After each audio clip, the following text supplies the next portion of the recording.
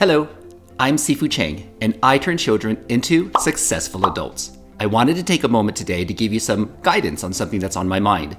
This is something that, if you are a parent, you almost certainly recognize already, but maybe don't know how to solve it. Well, I'm going to help you solve it. The problem I'm talking about is children spending way too much time on their electronics.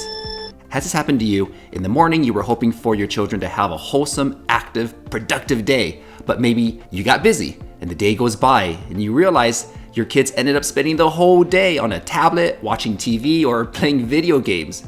That wasn't your intention, but it happened. And maybe you want to break that cycle and disconnect the internet and ban video games, but you're afraid your kids are going to rebel. And besides, if you turn off the internet, how are you going to watch the next episode of Cobra Kai? It's okay, you're not alone.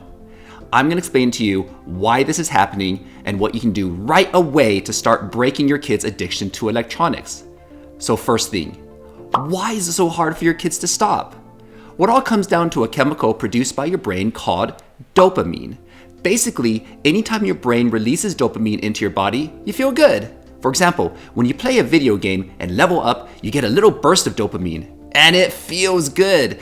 And so you start to crave more dopamine, which means you need to continue playing so that you can get another level up, which gets you that next burst of dopamine, and the cycle continues. Video game designers understand this mechanism, and they purposely design their games to take advantage of this dopamine feedback loop so that you never want to stop. The same thing happens when watching TV, and especially happens on phones. You notice how you get just a little excited when you hear that text message chime go off? But that's the dopamine taking you for a ride. Now, that doesn't mean dopamine is bad. In fact, it's natural and necessary. The good news is other, more healthy activities can give you that same dopamine boost. We'll talk about that in a second, but first, why is getting your dopamine fix through the screen so bad? Well, a little screen time is okay, but when that screen time gets taken to an extreme, it starts leading to behavioral issues, sleep deprivation, and even developmental delays. And it's also important to know that not all screens are created equal. An hour of Minecraft is not the same as an hour watching something educational or engaging in a class over Zoom. All right, so the first thing you're going to want to do is place limits on screen time. There are a couple really good ways to do that. One option is to use apps. If you're on an Apple device, screen time controls are built right into it and are pretty easy to set up. There are also a number of devices on the market that can help you control when your kids use their screens. I also think it's a great idea to have specific times in the day in which nobody in the house uses electronics. For example, dinner time is a really good time to implement this rule. Maybe after school while doing homework is being done. But remember, you as the parent need to follow this rule too in order for your children to respect it and to respect you.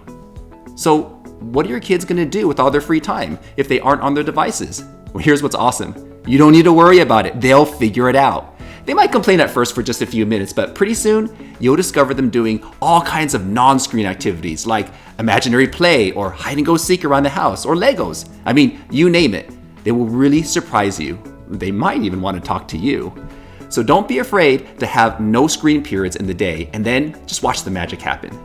Now, you should also take a proactive role in helping your children fill in all the time they used to waste. So taking them out, doing arts and crafts with them, and enrolling them into great programs like martial arts. It's really important. And by the way, what I really love about martial arts is that it's kind of like a video game except in real life. You level up just like in a game when you go from a white belt to a yellow belt and then from a yellow belt to an orange belt. Each level is like a quest with objectives to reach and moves to master. There are boss fights too, which are belt tests. So it's no wonder why so many kids start martial arts and find they love it and continue with it for so many years.